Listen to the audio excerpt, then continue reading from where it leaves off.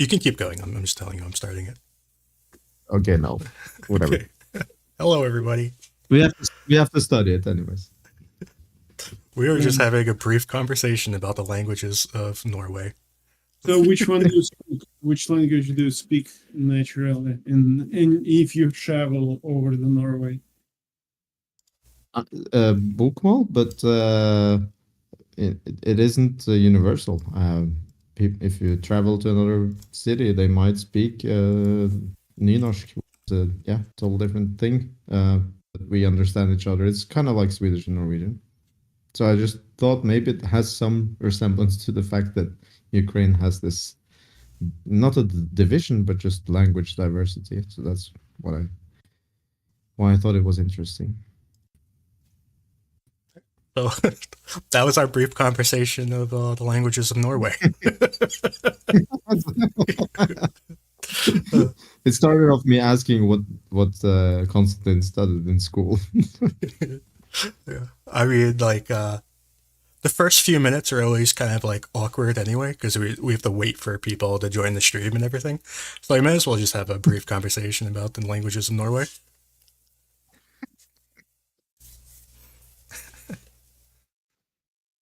Thank you, yeah, boy.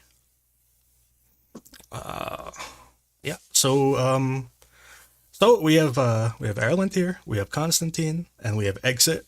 Do you guys want to say hello? Hello. Oh, All right. So Constantine, how are you doing? I'm okay. I'm getting better. I had my teeth removed, so I All can of them. speak. Yesterday, I was not able to speak. Yeah, not all of them, but a big chunk. The ones that make you smarter. Yeah, 3 of them. I have a picture of those teeth I can share. You can share in this. I'm not gonna show pictures of teeth. We can raffle them between your subscribers. We're not raffling your teeth. You're no fun. Exit, how are you? I'm great, and I'm definitely not buying the teeth.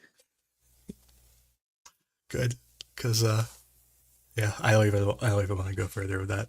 And Ireland, how are you doing today? How's Norway? I'm great. Well, I'm actually on vacation in Italy. Oh, how's so Italy? that's great. It's great. Food is great. Wine is great. Climate is great. Fantastic. All right, so we've had a lot of fun news today, and I just want to lead with, I don't know if most of it's true, and I just want to lead with that. I guess we can just jump right into it, right? So today the Russians are very upset because apparently they're claiming that Ukraine crossed the Kanka River right here, like right to the east of Kherson. I'll move to Google, I guess, so it's easier for people to read. We knew that Ukraine was operating in the Dacha area across the Dnipro River. We knew that they were operating on these islands along the Kanka River, which is near close to Oleshki. They were actually spotted really close to Oleshki, like I don't know what this is, like a few kilometers. Let's measure it.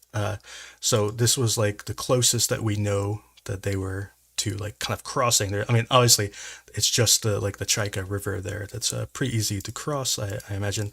And also, we know that Ukraine is operating along the Kanka River, pretty close to Oleshki as well. So we know all this from videos published by the Russians, videos of airstrikes, of drone attacks, of infantry combat, mortars, artillery, TOS, pretty much everything that Russia has, they've been throwing at these Ukrainian forces along these islands.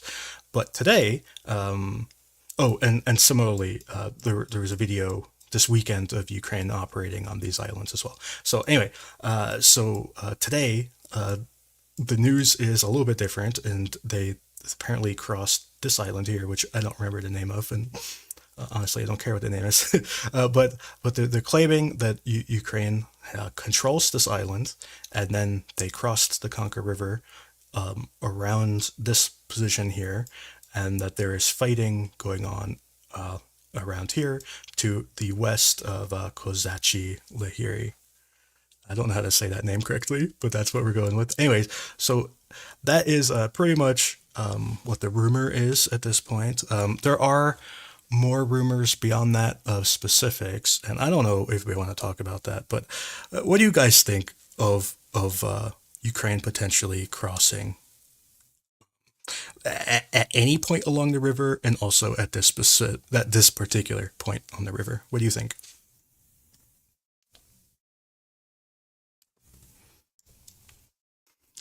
Okay.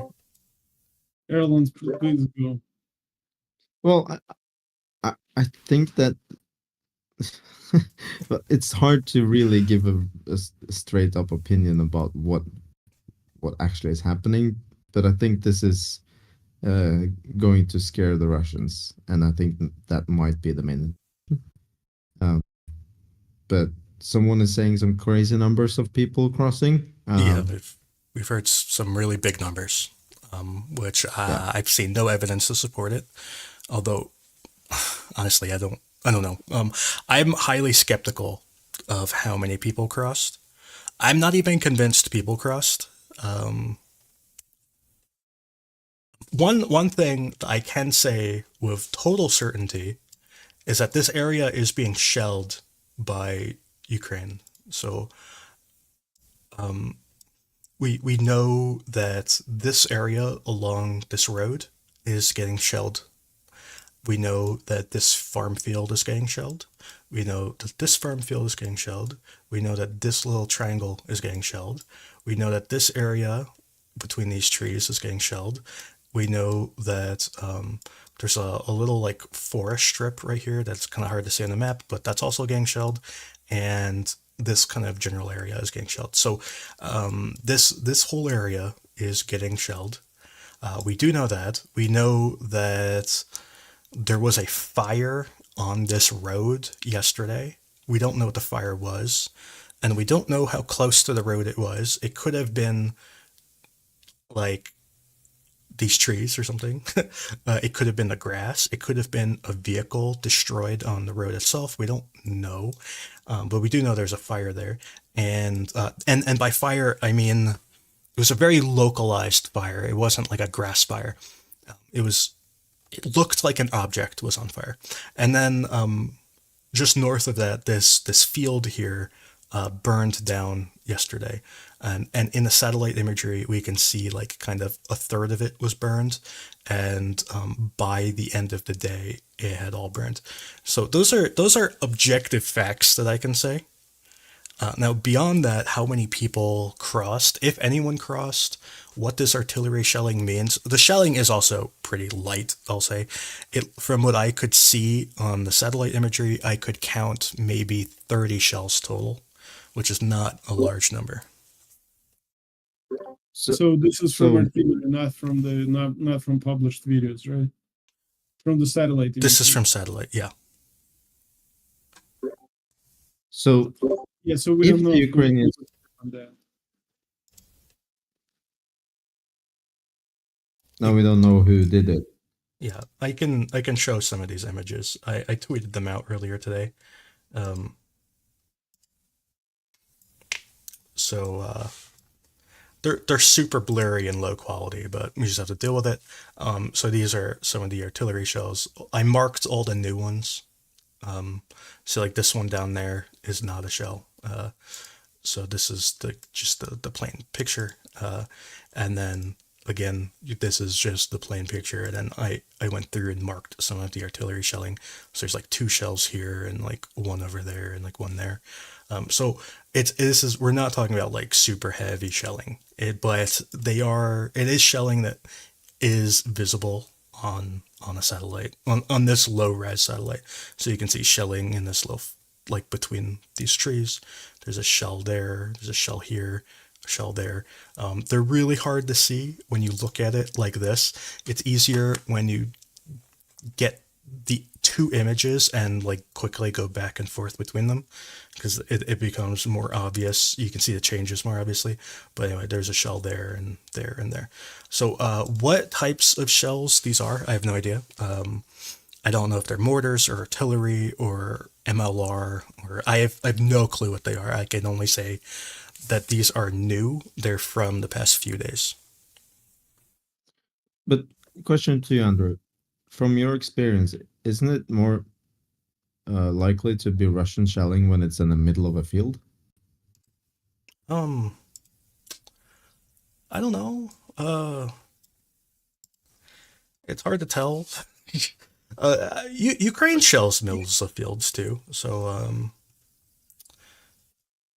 it's we don't even know what they're shooting at, right? So they could have been shooting at a target that's in the middle of the field. We don't know what was shooting. We don't know if it was MLR. Like these could be grads for all I know. I have no idea what they are. Yeah, I don't know.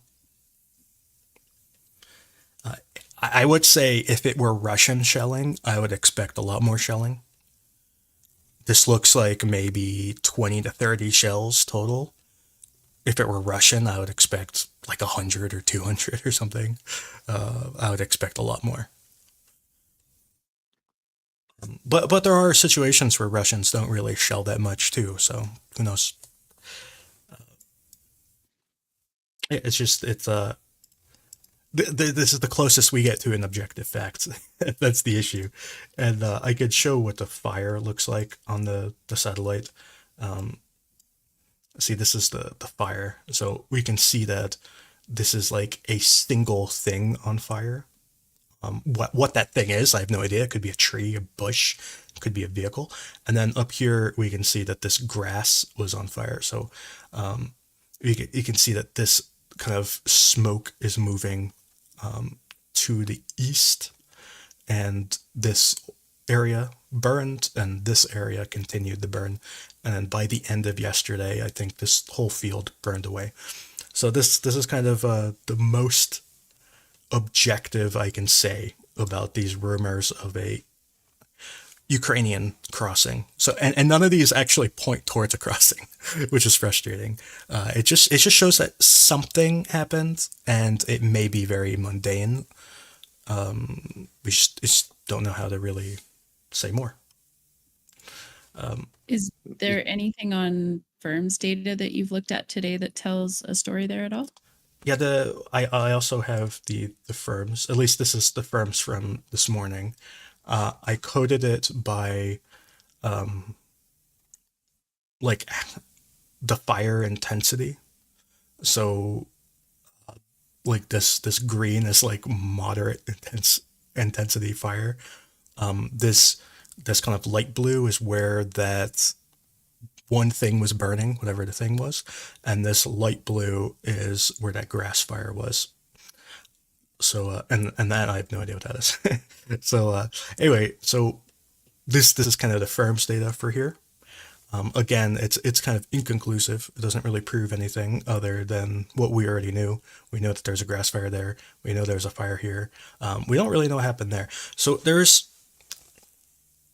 are statements that I can't verify, and it's frustrating, that there was a battle here of some sort. It may have been an artillery. They claim it was an artillery battle where Ukraine kind of fired a whole bunch of artillery at Russian vehicles. That's the claim. Now, we have no verification of this.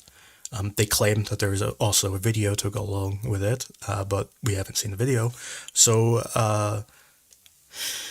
yeah, that's about it. I don't know what else to say. Now, whether crossing the river is a good idea is kind of another topic, and I'm curious what you guys think about crossing, whether you think crossing at all is a good idea, or if it's too high of a risk. I think it's a good idea to try, but I think they need to do it with, smaller efforts, risking a very large attack to try and establish some sort of bridgehead, secure a large area for further crossings could be very, very risky. I guess a slower grind is what I would expect, but I don't know what to expect anymore from Ukraine, to be honest. How I'm many constantly how many troops do you think it would take to successfully cross? 10,000 10,000? or 5,000. No, 3,000 with 7,000 support elements and logistics elements behind. Yeah, 3 brigades. So, how quickly do you think you would have to cross? Would you push like one across at a time, like one brigade at a time, or like one battalion at a time, or would you want to push all of them at the same time? Well, I don't want that approach at all. I want them to try, or I hope that they're gonna try with smaller units and see if there is any way to exploit an area before doing such a move. But then if they see that here's an opportunity, yeah, you wanna cross with the whole brigade as soon as possible, and So, probably also with a lot more infantry. So probably a brigade with more infantry battalions attached to it, just to secure as much area as possible. Constantine, what do you think of that?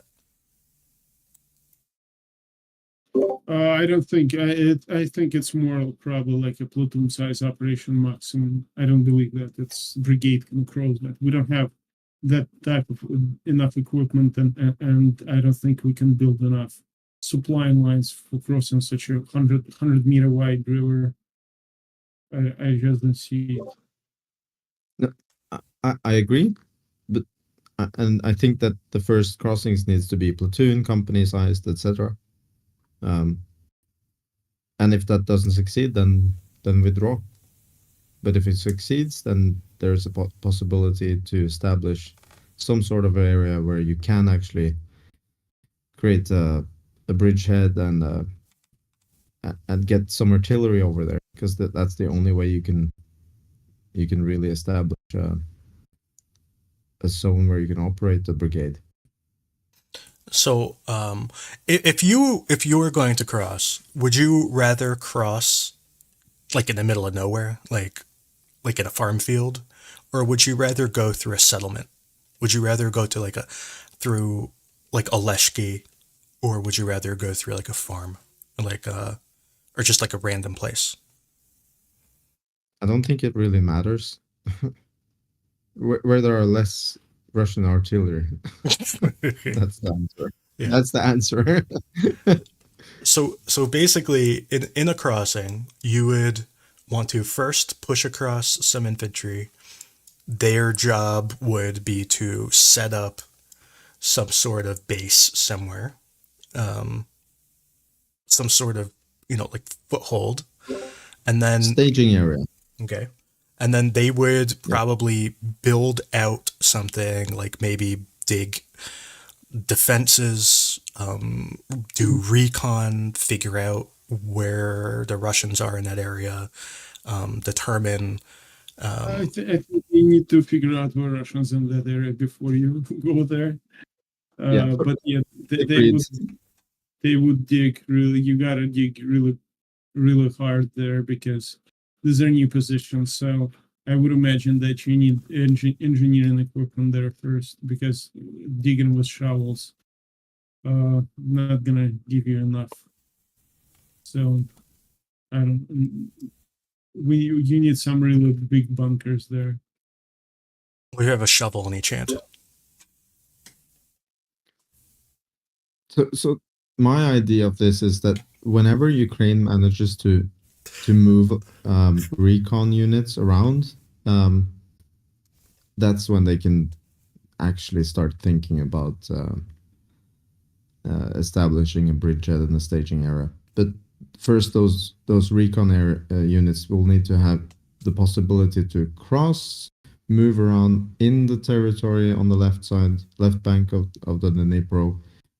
Not freely, but they will have to be able to go pretty far before they can actually start thinking about creating a staging area on the other side. So yeah, crossing with 1,000 people, I don't know. It seems like a very blown up number. But Yep. if you want to actually go in with the recon units, you don't want to go in with 2 recon units. If the mission is to actually try and establish a bridgehead. Well, how many would you send? 2, 3 companies maybe. Yeah, that sounds about right. So when we go back to this dacha area, Ukraine kind of dug in under the bridge with what was apparently between 70 and 120 guys. So it's like a company, right? So, and not all of them were in one location. From what I understand, there were 70 near the bridge and 50 more in this dacha area. So that was kind of the force that they had, and it appeared that Russia threw everything they had at pushing them away. They fired Iskander at the bridge, and they collapsed a portion of it. They fired just a whole load of bombs at them. All the bombs, most of them landed in the river. There's a lot of videos of them landing in the river. A few of them blew up some houses and stuff. But long story short, they threw everything they had at pushing Ukraine out of that area. And the net result was Ukraine capturing even more ground. They ended up moving up to this kind of rest stop hotel area. They ended up clearing out most of these houses. The last I heard, Russia controlled kind of one block in the back here. So, and that was with apparently about 120 guys total. From what I could hear, from what I could find, that was kind of the best information I could get. Whether it's accurate or not is kind of like almost impossible to determine. But this also is a much easier area for them to resupply and attack because they only have to cross one river, whereas getting over here, they would have to cross 2 rivers. Now, I don't know if you could. I imagine you would want to build some sort of staging area on this island and then kind of push supplies that way. That's what I would think. I don't know if that's actually what you would do. That just seems logical to me. But yeah, they would have to cross at least 2 rivers to get here, if not 3, which is kind of fun. But I also don't know how you would move 1,000 guys across very easily for that reason that you have to cross like 2.5 rivers to get there. So anyway, this is kind of the big news today. The Russians they woke up this morning freaking out about this. They've been freaking out about it all day. There are tons of reports. There's kind of a psyop war going on at the moment, where both Ukraine and Russia have posted videos of people they claim to have captured in combat. I tend to believe that both of the videos are staged. Maybe they're real, but my gut says they're both staged. So this whole event could be a psyop, honestly. I wouldn't be surprised if none of it's real. I also wouldn't be surprised if they did cross. So there's like almost no confirmed information beyond the satellite imagery, and that's kind of all I can say. So huge disclaimer. I think there's the likelihood that it's a psyop or some sort of deviation from Ukraine is pretty high. But if you actually want to move, you don't want to stay at this island, right? You want to cross all the way, because staying at that island, that's very risky.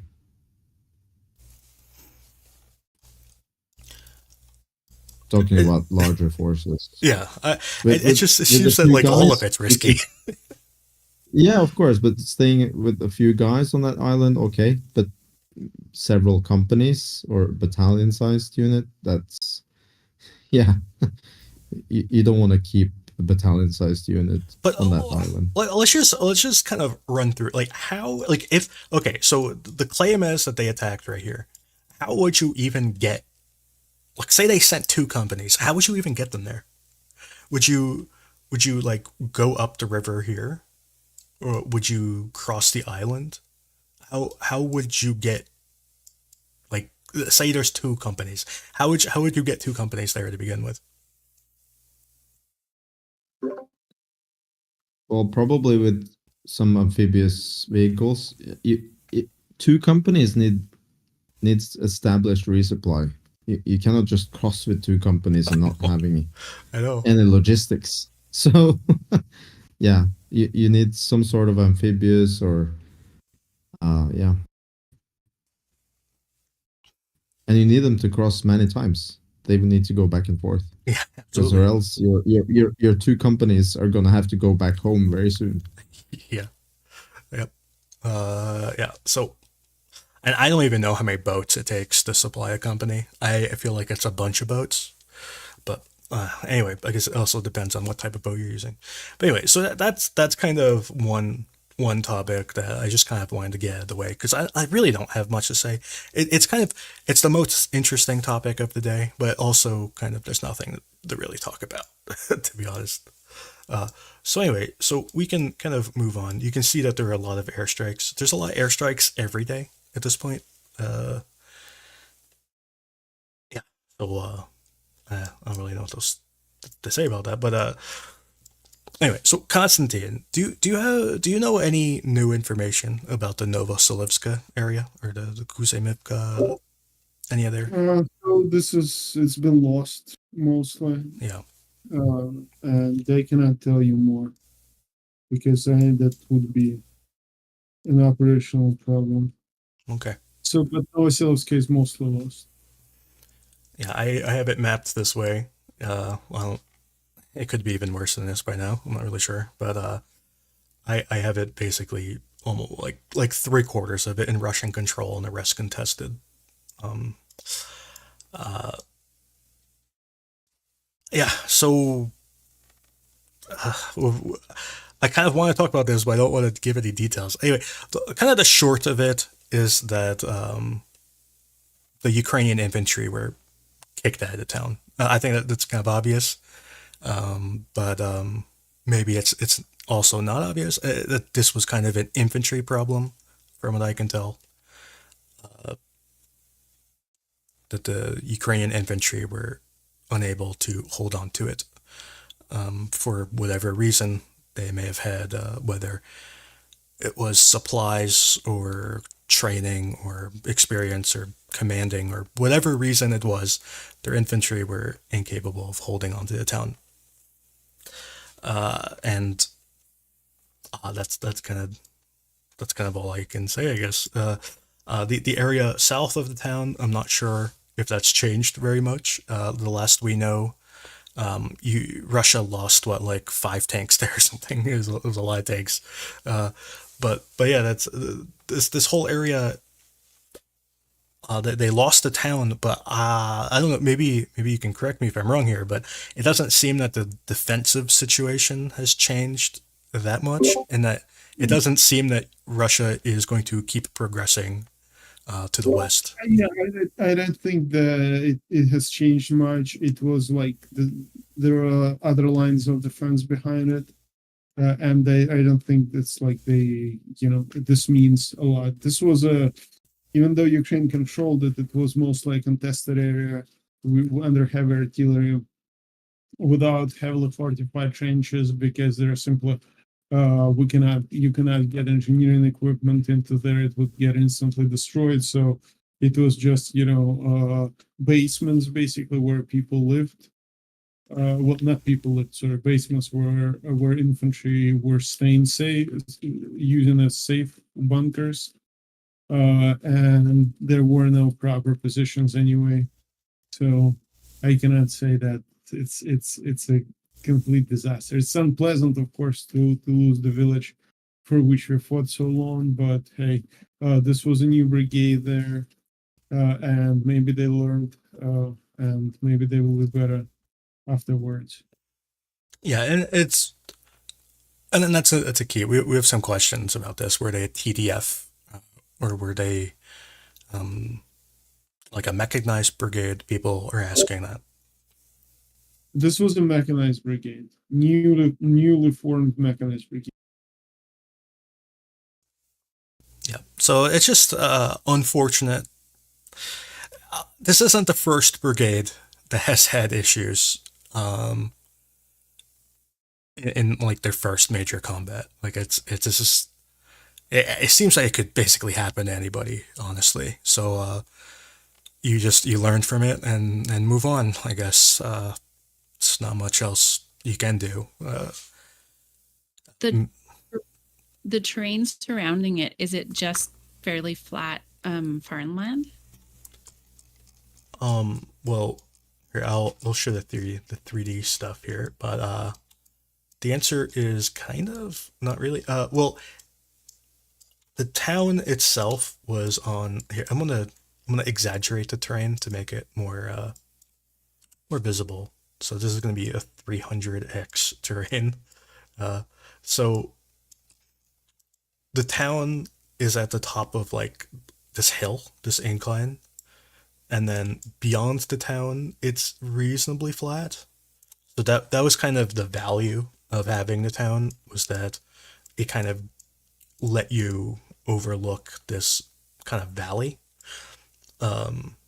Whereas the stuff behind it is reasonably flat.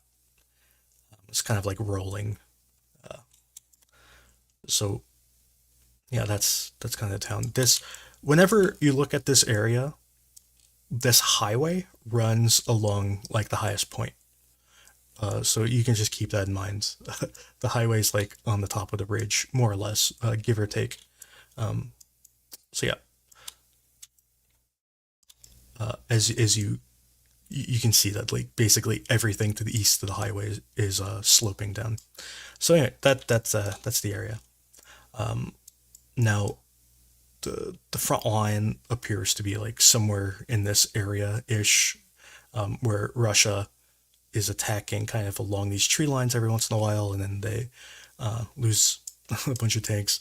We had the one video that we showed here, I don't know, like two weeks ago, last week, I can't remember anymore. But it had it was an M113 right here, and like a few Russian tanks like down the tree line that were all destroyed. So that's kind of the situation here. Do you know about fortifications in this area? If the Ukrainians have dug in particularly well, or Constantine? Okay. from open source information? We don't need. No, I don't know. From open source, I don't know. Okay.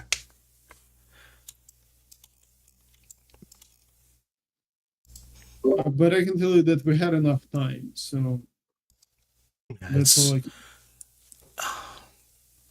This was originally captured in January, I think. So it's been 7 months to prepare. And this isn't 7 months of sitting idly. This was like 7 months of expecting a counterattack and like thinking it might happen at any moment, right? So No, so Novoselivs'ke was itself captured on in January, but the area around it, all the places around it, were captured long time before that, like 2 months prior. yeah. In November. So yeah. So I imagine this was well prepared, and all these defenses were prepared by a completely different brigade. So maybe they used more of their experience. I don't know. Anyway, so moving north from here, there's this kind of Vilshana. There's this town of Ivanivka here. So this kind of northern area. This is I just call it kind of the Kup'iansk area, but what's going on, and this kind of is true for this whole arc here. So I'm just going to talk about it all at once. Um, Russia has been attacking along basically this entire front for the past few days. Uh, they have been moving forward, somewhat aggressively, trying to capture new positions. And from what I understand, in a few areas, they probably did capture new positions. But the issue seems to be that they don't have the supply lines set up to supply the new positions that they captured, and that those positions, as soon as they enter them and take them, are under heavy artillery and mortar fire and tank fire. And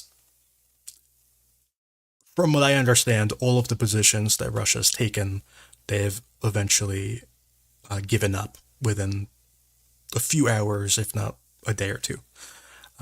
None of their gains were permanent. That is what I understand, what I've heard. That there's also a terrain feature here that they're taking advantage of, which is really tall grass. So you can move through tall grass a little bit easier, I guess. And we'll keep in mind that Ukraine does control the high ground here, where they can overlook a lot of this territory from these hills up here, which are pretty good for putting a tank. Let's be honest. So you could put a tank on this hill, kind of roll forward, shoot, roll backwards, and kind of do that all day, and repositioning and doing all your tank stuff. You could do the same thing with artillery, obviously, and ATGMs. So that was kind of the Ukrainian defense is kind of taking advantage of these hills. And there's a river here that I always forget the name of, but the river goes through Petropavlivka, or Petro, whatever. So the river kind of runs this way, and it goes into this kind of reservoir and keeps going. So this river is kind of the backbone of the Ukrainian defensive line. So it's kind of the point where they don't want Russia to ever cross that river. So and this hill over here overlooks the river valley. If this is a valley, anyway, it overlooks the river and offers pretty good defense of this river, which again is a low ground with very little tall vegetation. Like the tallest stuff here, like bushes and grass, at least along the river. So that's kind of the situation. It doesn't appear that Russia has gained really anything in these attacks that they've been doing. I think a lot of them are platoon and company level attacks. So that's and also if you look at Russian sources, they're claiming to have captured ground, and whether they actually control that ground is still up for debate. I believe that's probably still a gray area. The gray area here is pretty large. It's not like they're like butting up against each other. It's kind of like a more open, from what I can tell. It's more open here, where it might be maybe a half kilometer between positions, if not further. And anyway, that's what I understand. I might be wrong, but that's the best I got for here. And I don't know if Constantine, if you know anything about that area. No, sorry, I don't know. Okay. And moving down to this where the Russian offensive was a little while ago, around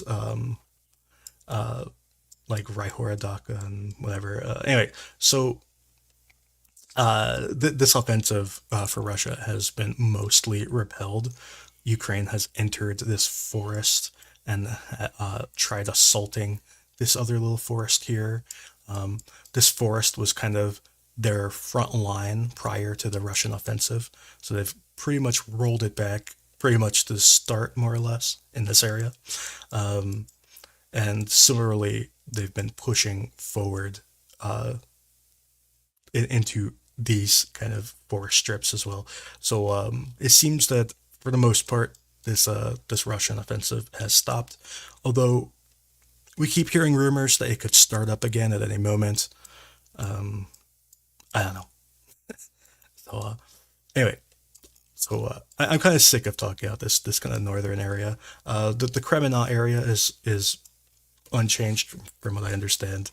There's really heavy fighting going on in this forested area, kind of lesser but still moderately intense fighting going on in kind of this northern part here. That's due west of Kremmina, but ultimately there's no particular changes, and I also have no changes to talk about in Bilihorivka or Sperna or any of these other areas. So getting towards Bakhmut, today there was a video of a they're gonna load. Anyway, there's a Russian assault south of Verhivka.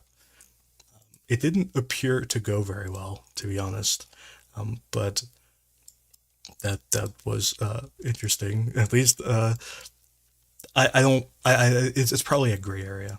The video basically depicted a lot of Russians not fighting very well and not moving. I can't actually show the video because we're get like banned from YouTube or something, and I can't actually use the words to describe it that I want to use. So that's the best you're gonna get. It was just Russians not fighting very well is the video. Near Bakhmut, there was super heavy shelling along this forest strip, which is like 100 meters from this building, which is in Bakhmut city. So that was also pretty interesting. So I don't know, Constantine, do you know anything about this kind of this area north of Bakhmut? Do you have any new info from there? It's but there are no real changes there. Yeah. Like just fighting. Some some grenades dropped in some trenches back and forth. Nothing. No changes in the front line. Or I can go Mahler style and say, "Oh, we progressed 25 meters." Yeah, except for this one spot where Ukraine may have actually lost ground. Although it doesn't seem that Russia gained ground either, so it's just turned into a gray area. Okay, so Klishchiivka, it's somewhat interesting. I don't have direct information about what's going on in the town right now. I can only kind of read the tea leaves on what's being said about the town. And from what I can gather, Russia's no longer in the town. I only hear that there's fighting in the outskirts, that there's fighting in the trees, and that Ukraine can't take the town. Or they haven't been able to yet. And the reason why is artillery. They're getting shelled whenever they try to move through the town. So when I hear that there's only fighting in the outskirts and the fighting is in the trees, I assume it means that Russia is in these tree lines along this railway. This railroad thing. Anyway, so they're in the tree lines along this, and they've been here the entire time. This is how they've been kind of attacking and defending Klishchiivka. So that they're using these trees to move into the town, and then they move like kind of along the houses to get through the middle. And the middle is heavily contested, and this kind of northern side is apparently in Russian control, maybe. I don't know. So that's kind of what I interpreted all this information to mean, that Russia is definitely still in this area, of these two tree lines, or three tree lines really. But I don't believe that Russia controls the town at all, from what I can gather, and that neither does Ukraine. So the town is kind of a gray area, from what I can tell. I want to say that this town has never been really a good place to be positioned. It doesn't really have any good features of defense. Yeah. mean- It's at the base of a hill. Does that help? No, No, it's bad. and it only has 2 streets, right? So it's, you know, if the Ukraine, and I guess most of these houses don't exist anymore. No, so- they definitely don't. The basements still exist, though. Yeah, but it's still like, which street are you hiding in the basements of? So like, which street are we gonna shell today? It's not really, you know. Yeah, the issue is getting control of this like railroad area. If Ukraine can move up and take this railroad, it would really basically end Russia's threat in Klishchiivka, and it would offer them the ability to keep advancing. Now, how you move up and take that railway area, I'm not really sure. Ukraine has been attempting to take this kind of forested area, which is on the hill. We've seen videos of the 90-second fighting here, right? So I don't know if their goal is to go down and take this railway area too. I don't know. The other way you could do it is by taking Andriivka and then moving up the railway that way, which it appears Ukraine's been attempting to do that as well. Not so much moving through Andriivka. It seems that they've been more focused on using this forest that's south and parallel to it and getting to onto the railroad here. But this position, like right here, this very specific position is very well fortified by Russia. So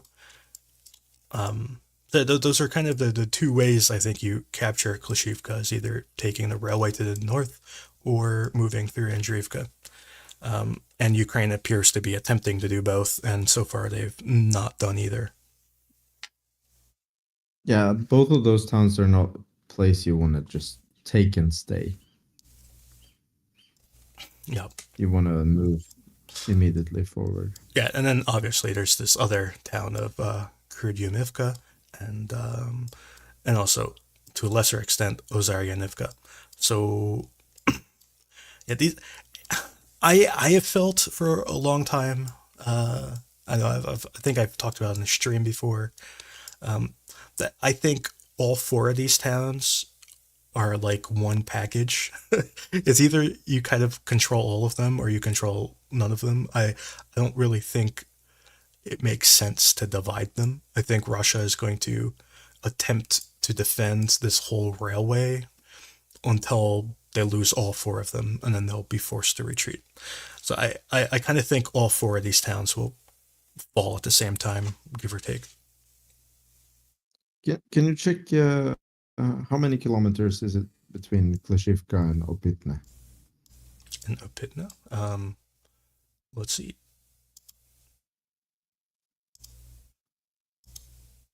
It is 3.8. I don't know why it drew on the wrong screen, but it's about 3.8 or 3.6, something like that. So over 3 kilometers. And sorry, I think I've asked this before, but I've forgotten. That road that goes south out of there, that's strategically important as well? Yes. It is it's kind of on the top of a little ridge here. But yeah, it's heavily defended. It's been fortified with trenches and bunkers and all those sorts of things, along with a lot of these like fields have been fortified as well. So this this like highway, from what I can tell, is kind of like Russia's main defensive line. That they're basically saying we're not going to let Ukraine pass this highway, and everything in front of the highway is kind of like their forward positions, I guess. So we have this railway is like one major defensive line, and then this highway is kind of like their other major defensive line.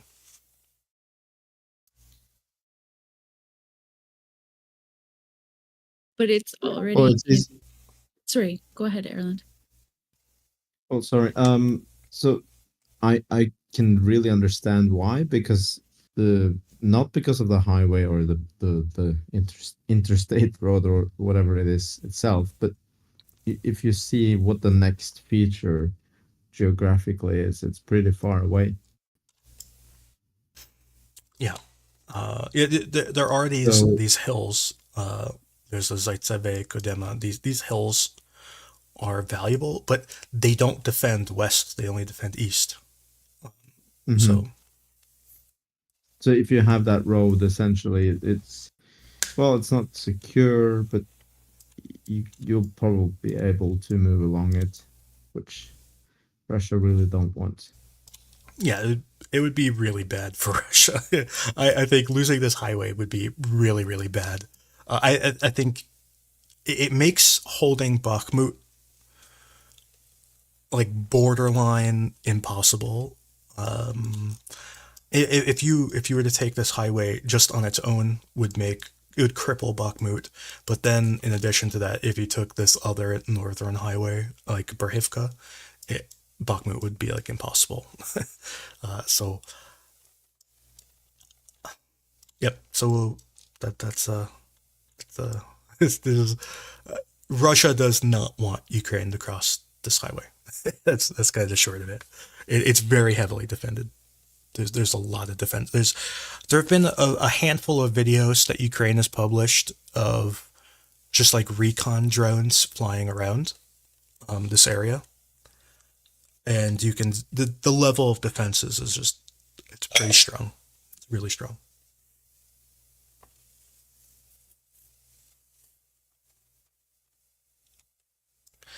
Okay, so we have a question.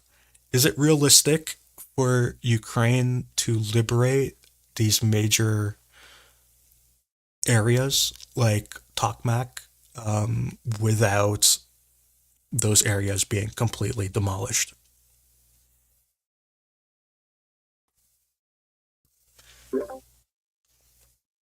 Yes. I personally think yes. Of course, it's not easy, but if you manage to break through, and that's when the maneuver kicks in, and Ukraine can maneuver inside, and it can happen the same, similar to what happened in Kharkiv, where enemy is have to take a decision if he's going to risk being encircled, or they are ready to pull out, or they are not going to risk it. So there is a chance of that, but yeah, it's all depends on the success of the breakthrough operations. Yeah, and So far as they were not successful. we can say that, like the city of Kherson, it has been heavily damaged through shelling, but nowhere near the extent that you would say it's destroyed. So I think Kherson might be the best example of a city that was liberated and is still even near the front line, if not on the front line, and hasn't been demolished. So in any combat situation where you have two armies confronting each other, no one really wants to fight in the city. Neither the defending force nor the offensive force, because they know that the casualties are very high for both sides in an urban fight. The attacking force really want to try and encircle, cut supplies, and make the the city untenable to hold, not because they cannot defend the positions physically, but because they're not going to be able to resupply, or the fear of being unable to retreat, as Constantine mentioned. It's kind of the textbook on attacking smaller cities and towns. And it's what happened in Bakhmut, in Kherson. Bakhmut was kind of the exception. Both armies committed to fight in the city, and the losses were staggering on both sides. Yeah, it didn't go well. So we have another question. It is from Julian. He said, "What do you think of Oryx calling it a quits in October? And do I have any plans to replace them?" First, I don't have plans to replace Oryx. And second, I don't think Oryx is actually canceling, are they? I thought that just like that guy was leaving, right? I don't know. Exit, do you know more about that? Yeah, so Oryx is shutting down his personal contribution and not working on the project anymore. I kind of got the impression that his website would be shut down as well, but I'm not entirely clear on that. I could try and get a little bit of clarity there. But then Jacob and a few of the others who, like Nalcio, who work on that project with him, they are going to essentially work with some other counters. The name is escaping me. Erland, you probably remember. But they're going to essentially keep counting things. The counting won't stop. It'll just move to a different project, essentially. Yeah. When there's things As that blow far as up, I we're going to understood- count them. As far as I understood, Oryx said on his Twitter that the website is not gonna shut down. That Jacob is gonna lead the project.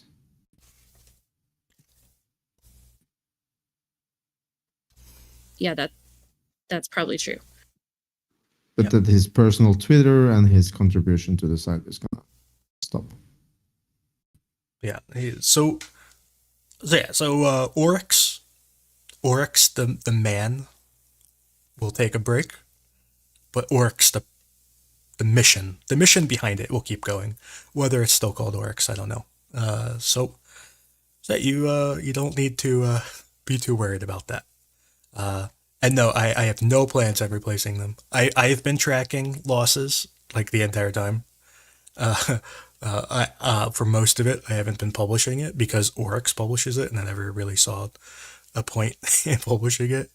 But Constantine talked me into publishing my numbers every day because I don't know, like, why not? I spend all day making them anyway, so I may as well publish them at the end of the day. So it's not. But I am not aiming to replace Oryx. It was never my goal. Annual losses. I noticed you mentioned net being lost. What does it mean? Oh, that net. It was because Russia was so proud of it. They released this like triumphant video with like editing and music, and they were just so proud of it that I figured if Russia finds this net that important, then I should too. You know what I mean? I can't spit on their achievement. I have to acknowledge that they destroyed that net.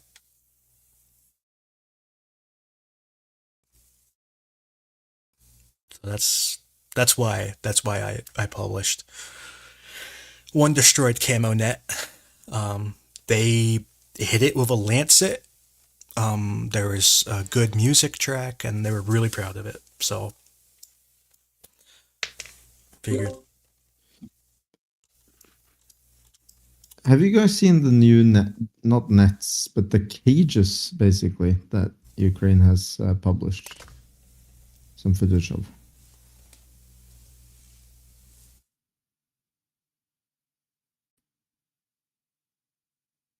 I know Constantine knows about those. Constantine, what do you think? About what? Sorry, I did not. The artillery cages. Yeah. So what about them? What do Can you you, show me? what do you think of them? What, Do you think they work well? yes, they do. They do work well. Yeah, but you gotta have a good one because, like, there are some of them made from shit and stones. Those don't work, but there are good ones that do work. Yeah, so I saw a large improvement because most of the first ones I've seen have been like just logs randomly propping up nets. Very chaotic. Not all of them, but some of them. But this one was, looked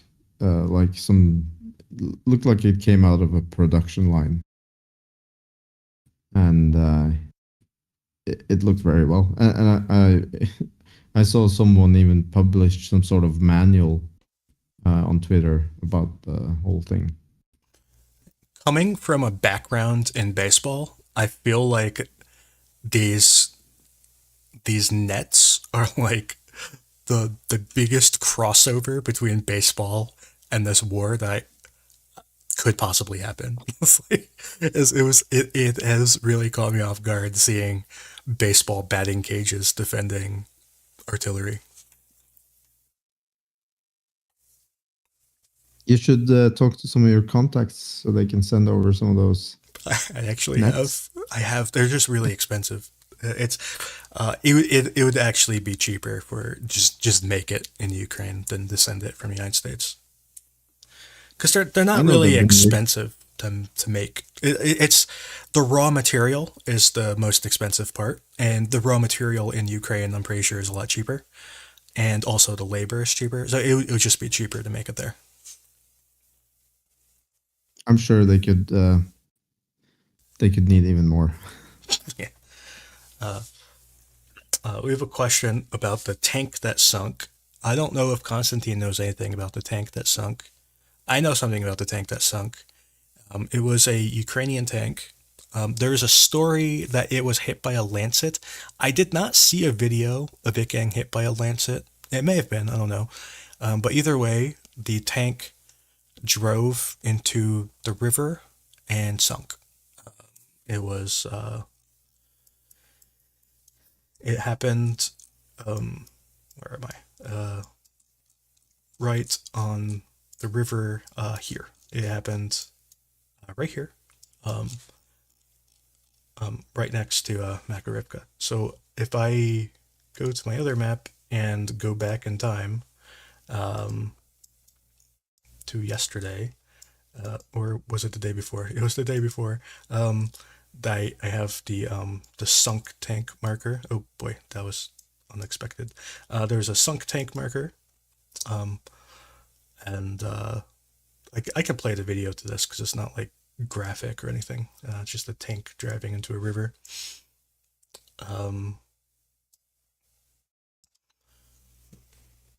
So, yep, this is the tank driving into a river. So yeah, there's really not much to say about that. It's just the tank driving into a river. Apparently, it was hit by a Lancet and disabled. That's the story. I don't know if that's true. I didn't see a Lancet. So. Anyways, we can move on. Regarding Avdiivka, which was the next area, I have no particular news about Avdiivka itself, but there are unconfirmed reports that Ukraine has advanced east of Novoselivs'ke and south of Prvomaiske. So so in this area here, perhaps this intersection, this kind of tree intersection, perhaps even this one. I'm not sure the exact extent of their advance, but this is the area where Ukrainians are claiming advance.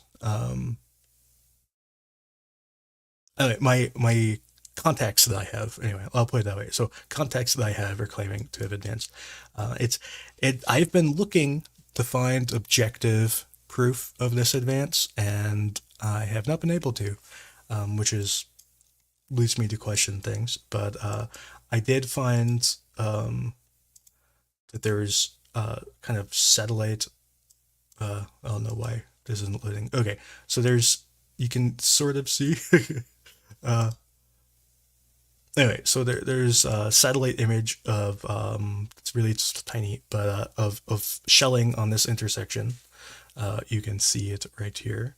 The shelling is intense and ongoing. It's been going on for at least a week, if not 2 weeks. I believe that this kind of tree intersection is probably a Ukrainian position, but it's hard to prove. And south of Marinka yesterday, in this position, which I think after the stream I'm going to mark this as a Ukrainian held position, because right now it's a gray area. But there was a very graphic video that I absolutely cannot show, but it's a very graphic video of a drone attack on a Ukrainian position right here. So I kind of recommend not watching it, but if you are into graphic videos, I guess you can. But anyway, so that's kind of all of the interesting information that I have for this area. Beyond that, Ukraine hit a Russian position in the airport of Donetsk, which I haven't seen people in that airport, I think, ever before this video. At least not in the past year and a half. So it's kind of weird to see. So kind of moving on to Staromayorsky.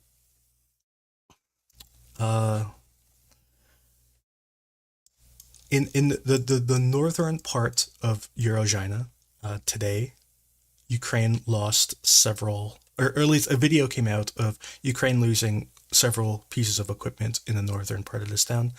I haven't actually gone through and counted them all. I don't actually know the exact number, but I do know that they were like BMPs and things of that nature were lost in this northern part of Urozhaine. Now, the middle and southern part is probably still in Russian control, and we do have video of Ukraine's shelling various parts of the town, and also using drones to take out tanks. I don't know why any of these images aren't loading, but they're not. So I know last week I think we talked a little bit about Urozhaine. We kind of expected it to fall faster, and there was kind of a disappointment in that Russia still held it. But it appears that we're at the point where Russia may be losing it.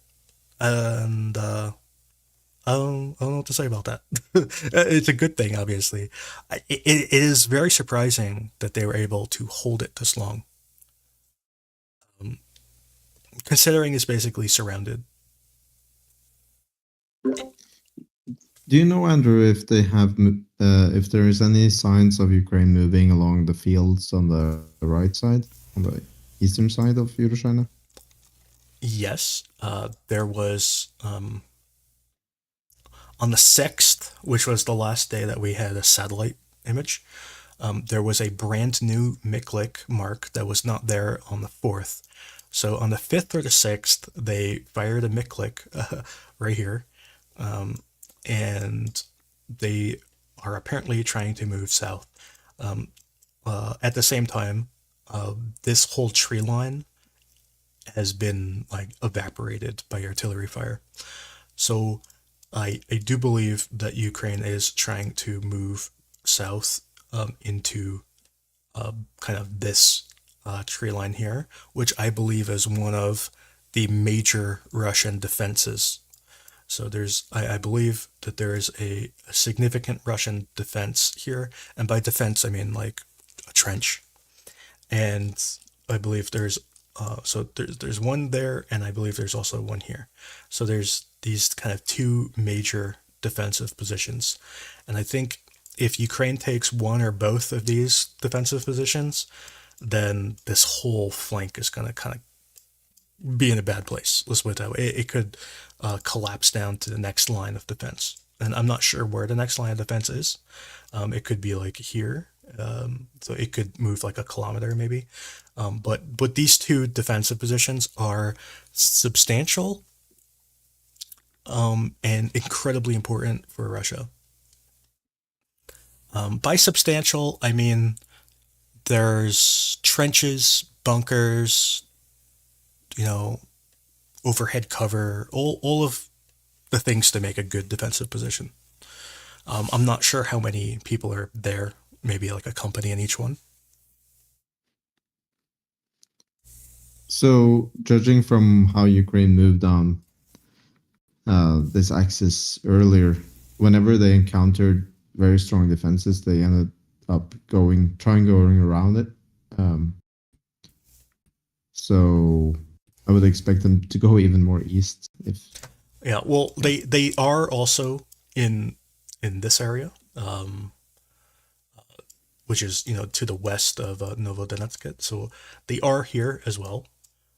So the issue is that there's this trench kind of guards this tree line, and this trench kind of guards this tree line.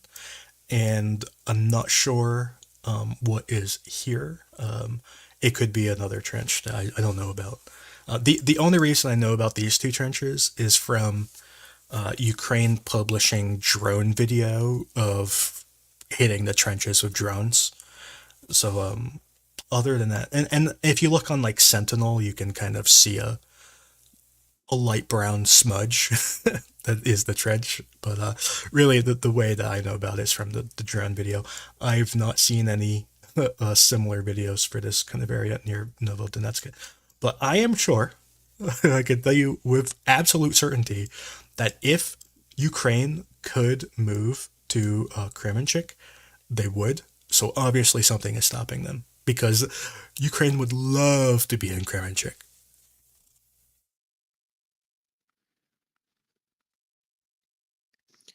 Yep. So essentially, actually, those two small settlements are probably a domino. I think there's a high probability that both will fall at the same time, even if Kremmina is further down south.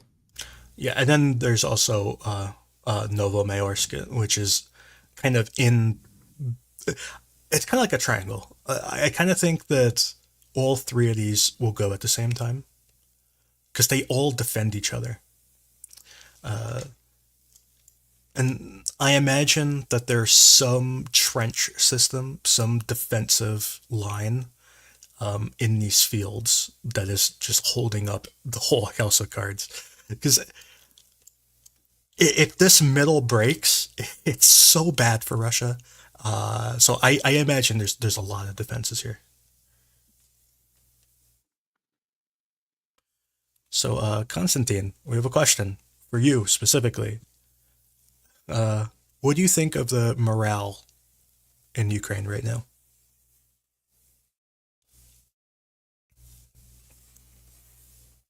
That's a bad question. Well, it's okay. We're trying to stay up. It's not the best. We've been fighting this for a long time. A lot of people are tired. People have been fighting for 1.5 years already. And there were no major successes for around 10 months. So people are exhausted. People are tired. It's something that we have to take measures to overcome. And I think something is happening to address that right now. But overall, morale is okay. I cannot say it's good. It's perfect. I cannot say it's bad. I would say it's okay. It's not bad. I mean, how high can morale be in a major war?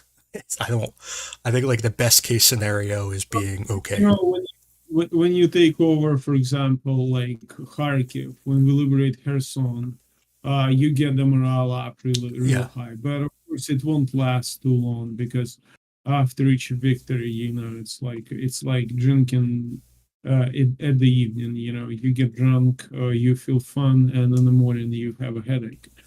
So it's not exactly like that here, but it's similar. Like nothing lasts forever, and we need, of course, new victors. Yeah. So about the victories, do you think like a minor victory would be good? Like I don't know, like just for example, like taking these 3 towns, like for example, like breaking this defensive position for Russia, would that be enough to make everyone super happy again, or does it have to be something Three big? towns. Urozhaine, which town? Which towns? Like Kremenchuk and Novodonetsk and Novomayorsk and Urozhaine. If Ukraine kind of like bit this big chunk of the apple out, like do you think that would be enough, or are you talking more like a big victory, like something that like Well, no, liberating an oblast or something? That's like a about something like get into the outskirts of Tokmak, for example. okay. Okay. Because this is just another couple of tree lines. This is not Well, insignificant. I think this is a really important defensive position. I don't think this is just a few tree lines because They have, man. They have positions behind it. You take this one. How many is it? Is it 3 kilometers? How deep is it? how deep? I'm not sure what you mean by how deep, but Yeah. but yeah, it's like No. 6 kilometers. I don't know what you want me to measure from.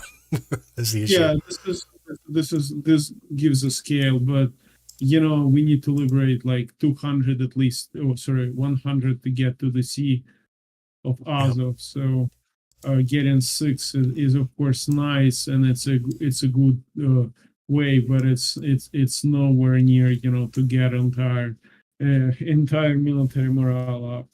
Yeah. So the goal here is to capture Staromlynivka. Yeah, this would be different. This would be different. And I think if you took out this defensive position, you would basically be on the doorstep of attacking Staromlynivka. I think Could you so. put on a topographical map a little bit, Andrew? Because I think this area is the most interesting when it comes to topographic 1 second. features. I gotta do my thing again. 1 sec.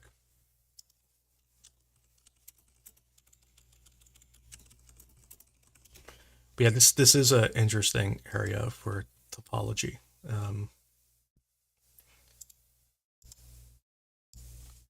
Here we go. We're back. Because also when Ukraine started the major offensive in June, this axis was the first to have any major success. This Velika-Novoselivs'ke axis. Yeah. Or So- the river area, anyways. Yeah. So this is the topography. So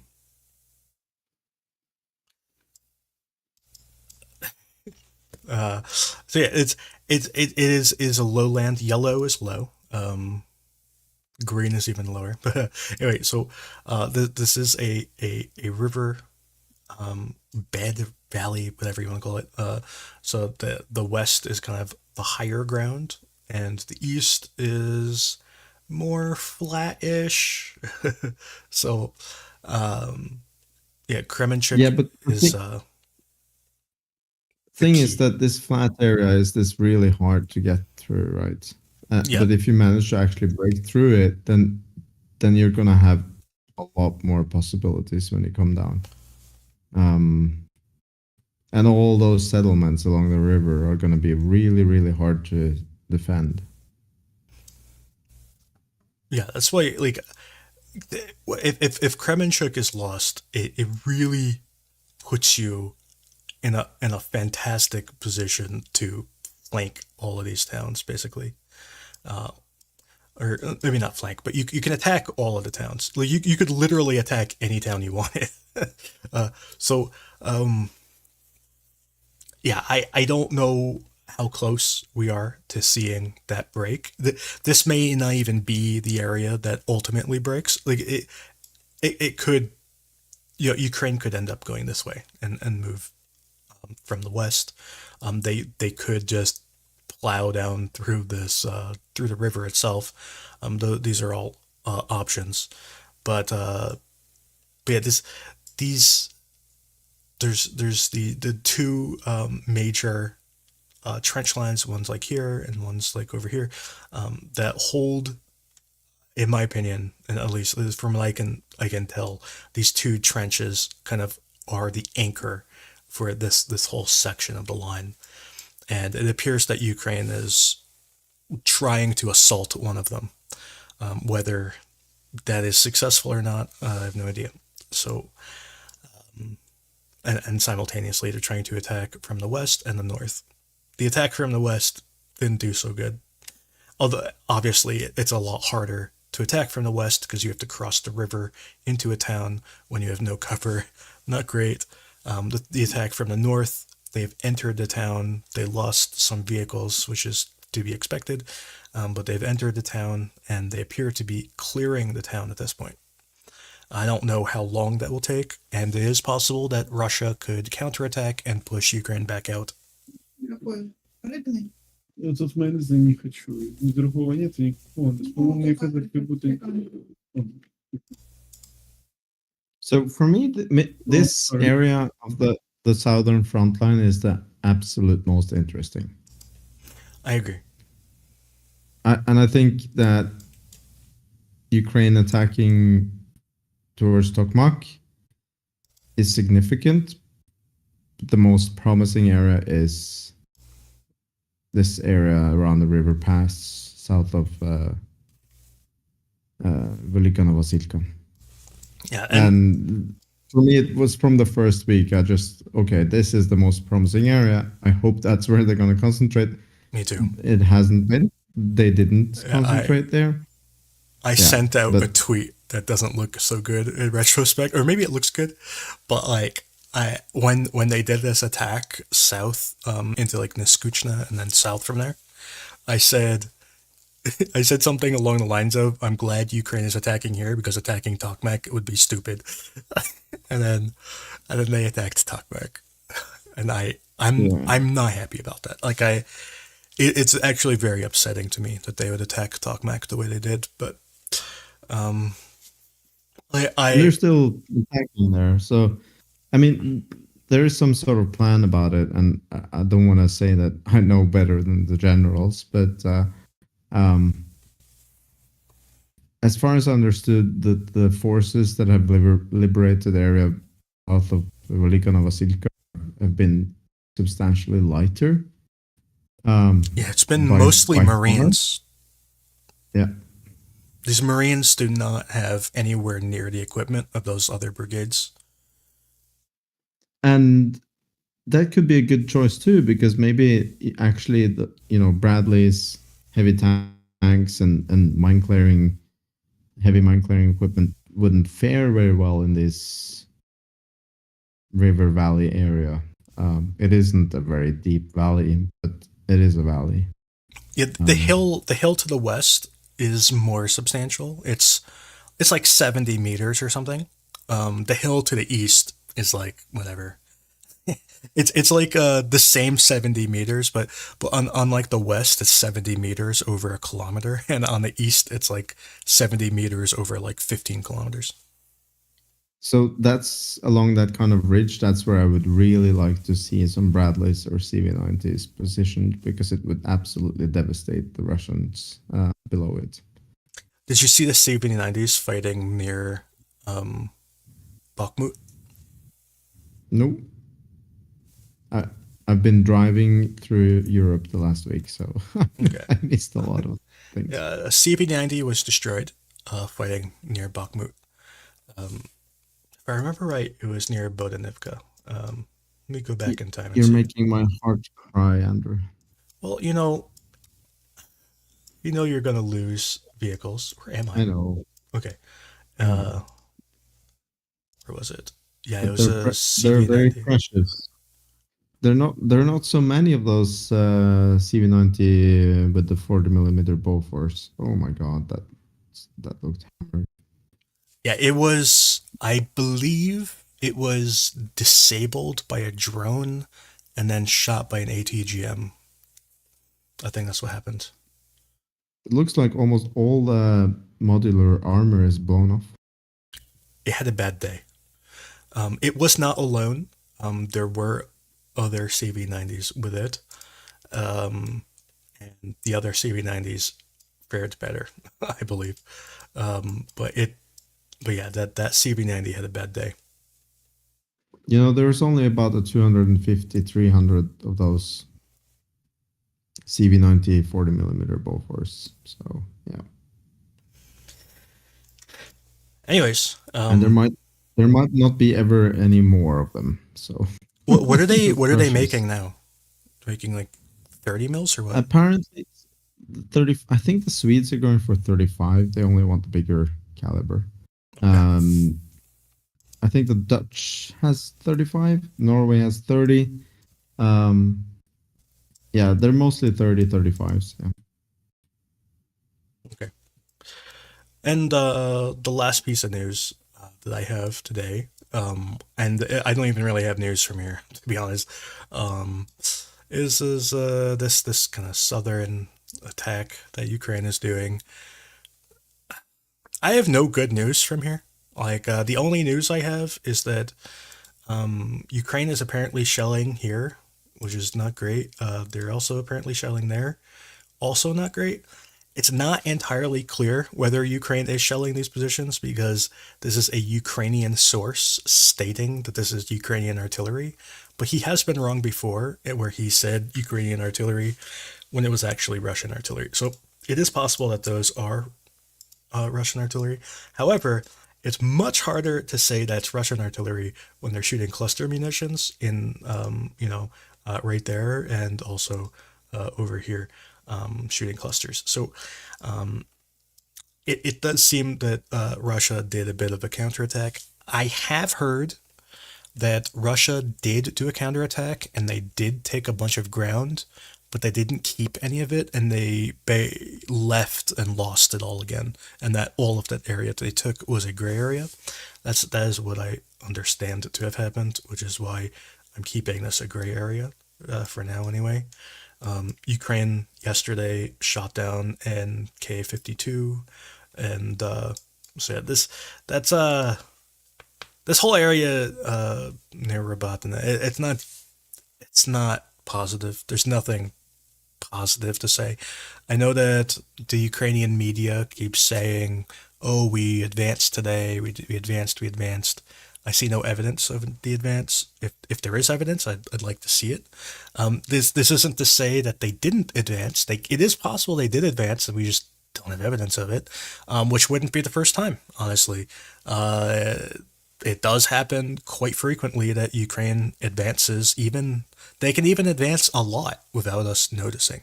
It's happened before. It could happen again. It will happen again. I don't know if that's what's happening right now. So yeah, that's kind of all I can say is we know that Ukraine is shelling positions that they were once in. We know that they're shelling in positions that I'm not sure if it's Russian or Ukrainian shelling, and that's all I have to say. It's not the southern attack is going as well as I ever thought it would, which is to say very badly. So moving along those, can you get one of those pictures up again, where you had the shelling? Like these cluster shells. Yeah, or one of the other ones where the one that you doubted was. Oh, these? Yeah. I can Yeah. So look at that windbreaker. It's absolutely horrible to move along those things. Yeah, it's yeah, not great. and to move. The thing is that if you could move freely into them, that's good. But you can't, because the Russians have mined it. They have positions in some of them. It's just so unpredictable to move in with infantry. Even running along them is really difficult and takes work. I've seen some videos of Ukrainians with foreign fighters moving along those tree lines, and yeah, that's super scary. It's one of the absolute They can be most booby difficult trapped. Yep. They can be booby trapped. They can be mines. They can. You can get shot from the sides Yep. by anything, by tanks, by helicopters, ATGMs. You have pre-calculated artillery targeting, all kind of different things that you need to think about, and this is probably the worst possible area to try and do a maneuver operation, in my opinion. Well, this is Sorry, I was going to ask, are they actually worse than being in an open field, though? Yeah, it is. It's worse because you can have ATGMs, teams moving along those tree lines, snipers. or inside them. You have ambushes. So even if there aren't any ambushes there or positions, it's worse because you're always expecting one to be there. So you have to move slow. Moving slow means artillery can range you easily or more easily, which means also ATGM teams can range you more easily. It is worse than an open field.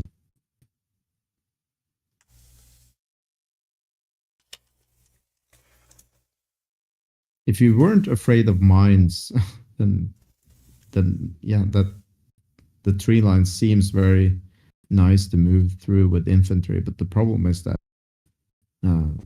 they're so heavily mined and booby trapped, and it's really difficult to clear them. We've seen videos of Bradleys moving along tree lines like this and hammering them with all they got of autocannon. That's for a good reason.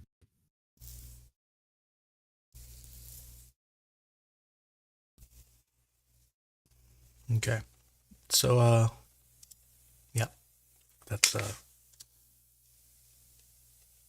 that.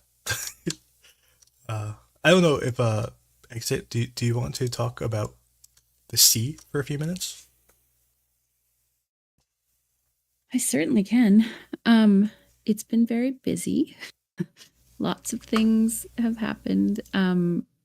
Just in the last week, we went from Russia bombing a whole bunch of Ukrainian ports, and people talking about a blockade, which I would encourage people not to view as a blockade, because a blockade legally means that you have to be preventing anyone from getting to the shore of that country you're blockading, and that's just not functionally happening, and it hasn't happened for the entirety of the full-scale invasion.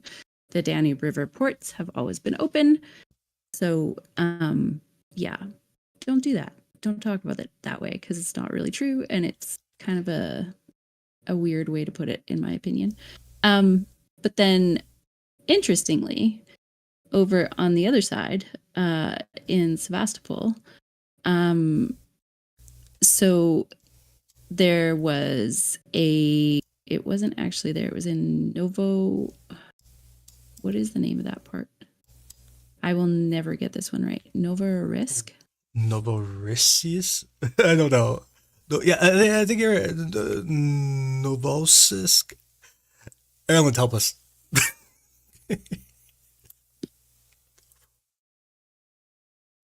What can I help you with? Help You're us talking about the pronounce sea. the word. Help us pronounce the word. It's Novorossiysk. Novorossiysk, yes. I got it. I nailed it. Why Totally. did you ask Ireland? I didn't know you were there. I thought you were talking to your wife still. I nailed it. I'm so proud of myself. You should be. That was really good. You did great. Anyways, over there, there was a Navy ship that got hit, which was really interesting. Russian Navy ship, obviously. Ukraine had attacked that port. I think, if I remember correctly, it was last November. So we knew that they had some ability to attack over there, but specifically the USV attack that actually hit the Navy ship and damaged it was quite exciting for those of us that pay attention to that, especially because it was a roll-on, roll-off ship, so a ro-ro ship, which had been acting as a ferry most recently because the Kerch Bridge isn't as operable as it used to be. So that immediately is going to affect logistics. They don't even have any dry dock ports left in that particular naval base because they're full of ships right now. And so they've had to move it to a public dry dock just outside of there. And I think MT Anderson, if you look at his page today, he put up some satellite images of the ship being up in dry dock. They do appear to have it kind of drained out and be able to start an assessment on how much damage is actually done to that ship. There's differing opinions on whether it's repairable or not. I know the Ukrainians came out today and said that it's not repairable and for sure going to be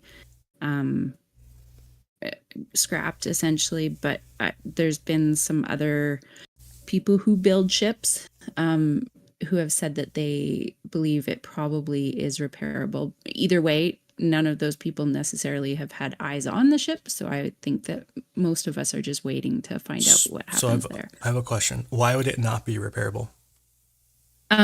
It's really old, so it just might not be economically viable to actually repair it. And B, because specifically it is a ro-ro ship, it has like bigger voids inside it, and they're kind of segmented off into different areas. So depending on how the damage was done, what exactly was damaged, it might just be a fairly technical repair and not as easy to actually do that as like a different type of ship. And because it's so old, it just might not be worth them doing it, essentially. Gotcha. Isn't there something about the the metallurgic thing when you basically have an old hull, welding back in new plates is not necessarily viable? I do not know enough about welding to know that. My welding is very limited. Yeah, mine too. But I know that if you have two metals that have different composition, and I know that metal deteriorates over time at sea, then if there are too big of actual welds you have to perform, then the welds are not going to be as strong, and that could compromise the whole hull. I'm not a welding expert. I just know that different metals will not fuse as well together as two similar metallurgic plates, for instance. That is absolutely true, but I don't know enough to actually make an assessment on it. So yeah, we'll wait and see. It'll be interesting to find out what happens there, because there's definitely a number of ships that they have now that have needed repairs or consistently needing repairs. So how that goes, and obviously that kind of changes how the Black Sea fleet is able to operate in the Black Sea, because there's a much more considered risk now than there has been in the past. which is great because it means that Russia isn't able to cause the same amount of risk to other Ukrainian interests in the Black Sea. So that's really good.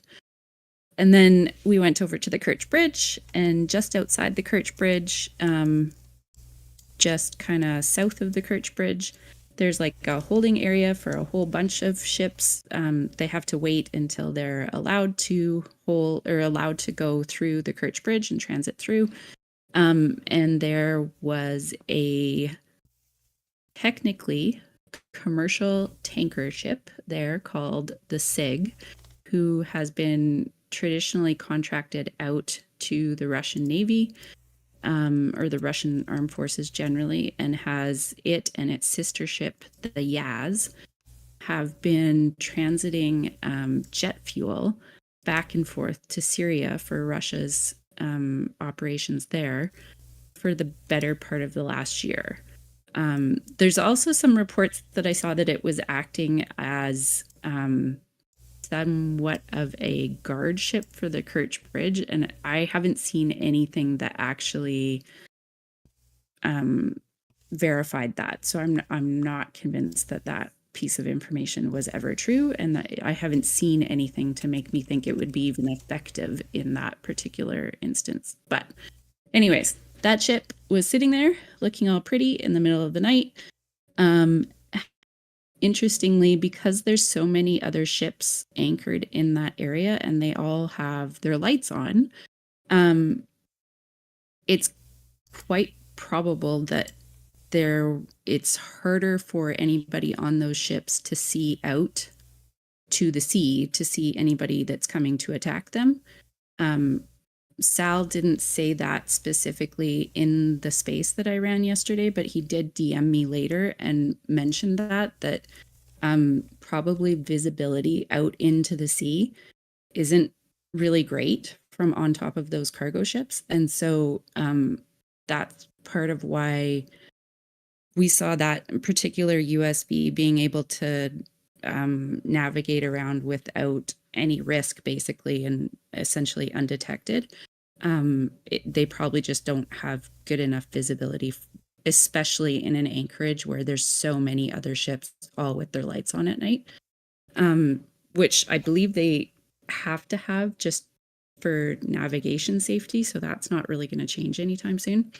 But anyways, this USB hit the side of the SIG right into its engine room, did a whole bunch of damage. There were, at the very beginning, reports that it maybe also was hit by a UAV at the same time. That hasn't been confirmed. And Sal Marcagliano, you can look at my feed on Twitter and you'll find his information in there, and give him a follow. But he specifically said that probably where that ship was hit yesterday, or on the 5th, it would have caused the same damage with just the USB hit as we saw, just because of where it hit.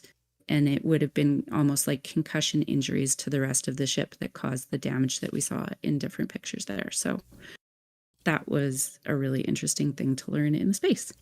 That particular hit is probably one of the more important things that I think Ukraine has done in the Black Sea in the last year, because it immediately raises the price of shipping and insurance for any of the exports going through the Black Sea from Russia, which is great because it means that it raises the prices that other people have to pay for those exports.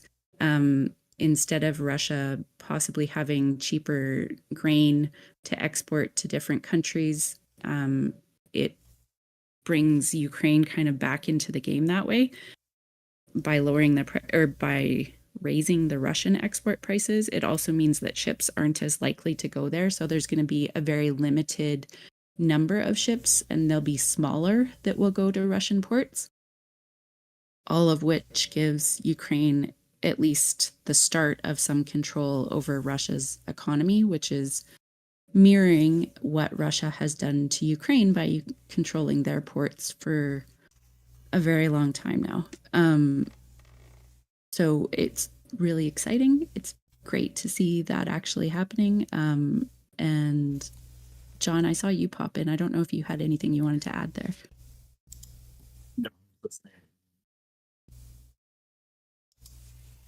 Cool. Questions or anything? That's all I really had.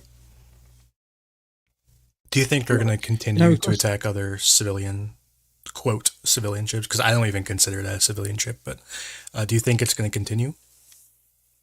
So yeah, let's talk about that for a quick sec. That is definitely not a civilian ship by every definition there is of the laws of maritime war. It absolutely falls into a military target.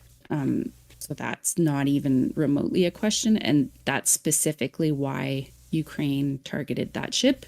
If you watch the video from the USV, it even looks like the USV video starts out behind the ship, and one of the speculations that I saw was that possibly they could have been double checking that it was the correct name on the ship to make sure that they were for sure hitting that particular ship. Ukraine came out 2 days before that attack and specified that they would not be targeting civilian ships at all. They have not targeted civilian infrastructure or anything else, and they have said specifically that they will not be targeting civilian ships.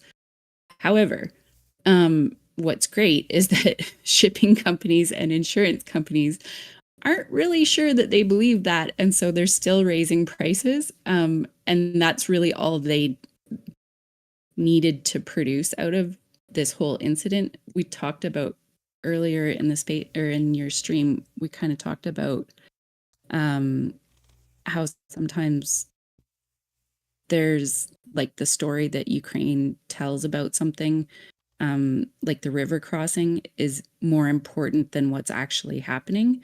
And this is exactly the same for the hit on the SIG.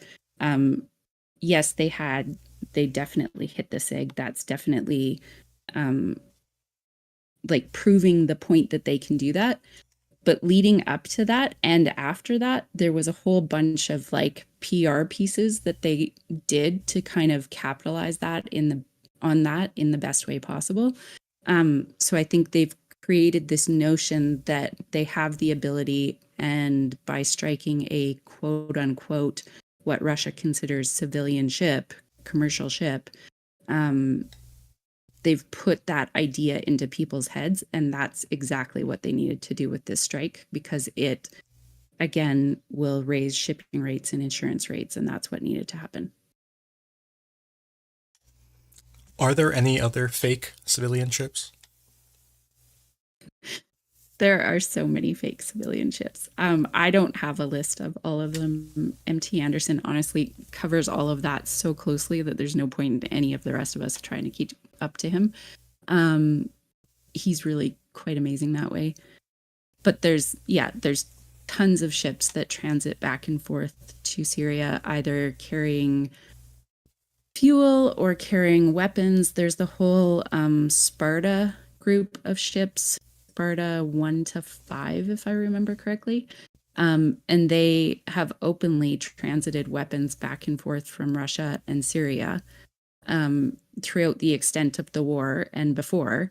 And they are technically commercial civilian ships, but they have openly had weapons sitting on their decks as they're going through the Bosphorus that we have video and satellite imagery of, to like prove that they are quite obviously a military target. So those alone would be one of the most interesting ships that we could actually watch be targeted. There's also the Lady Moral. We don't know about the trip it's currently on, but it does have sanctions, US sanctions on it because it has transited weapons before. And that ship just entered the Black Sea, I think it was this morning, actually. So there's lots of them. It happens consistently. It'll be interesting to see what Ukraine does next, for sure. Do you know if any of these ships carrying weapons to Syria has ownership outside Russia or in countries that are bound by sanctions?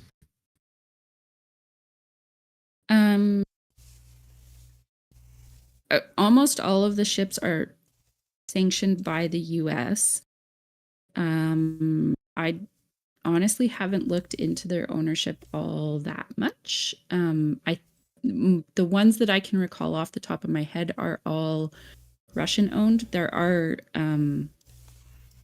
Greek owned oil tankers that have transited, but I don't know that they are specifically transiting military cargo.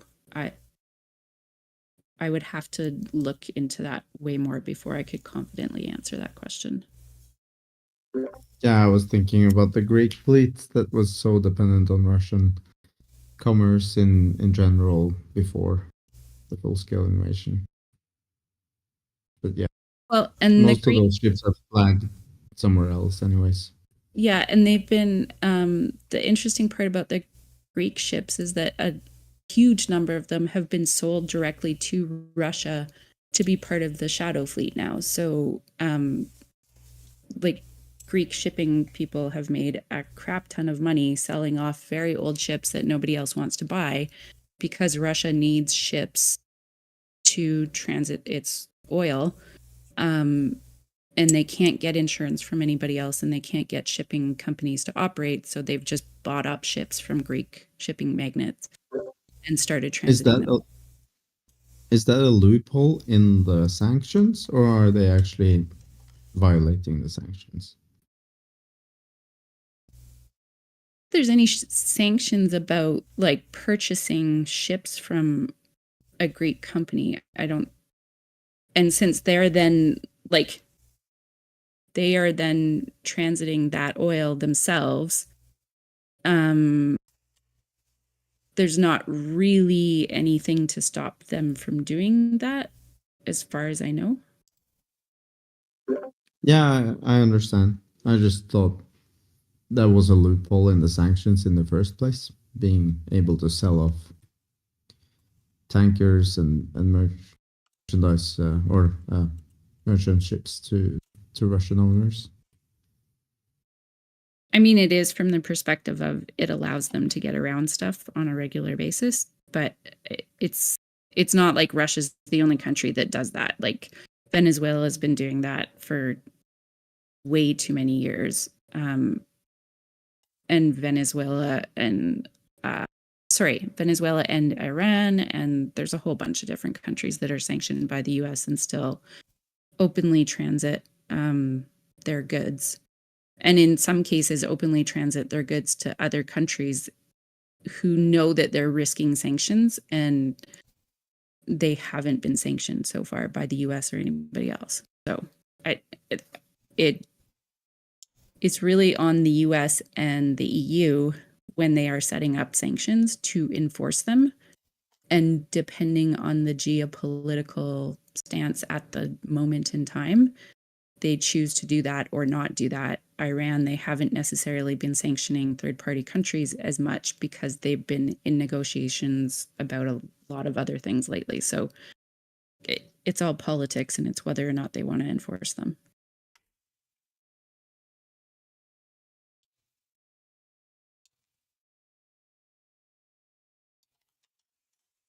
Okay.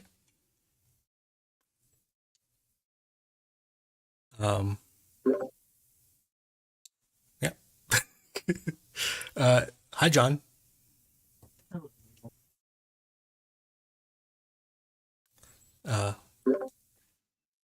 We cannot hear you, John. Yeah, you're really quiet, John. Anyways, I am. I think we're pretty much done. I can't think of anything else to say, unless John wants to talk about topic, I guess. But anyways, I'll say thank you to everybody who came and listened. You can share with your friends. We'll probably have timestamps at some point, and you can share by timestamp if you'd like. And thank you to Erland and Exit and Constantine and John for coming and participating in the stream. Yeah, I think it was a good stream, and thank you for everybody. Thanks for the invite. It's always fun to be here. Thanks for having us. And Yeah, thank you for the stream, Andy. there will be another stream on Friday at 3 p.m. Eastern time, which I think is 9 p.m. Central European time. I think that's right, or 8 p.m. or whatever it was. Anyway, so I think it's 9 p.m. Central European time. So that'll be on Friday, and we'll see you then. All right, bye.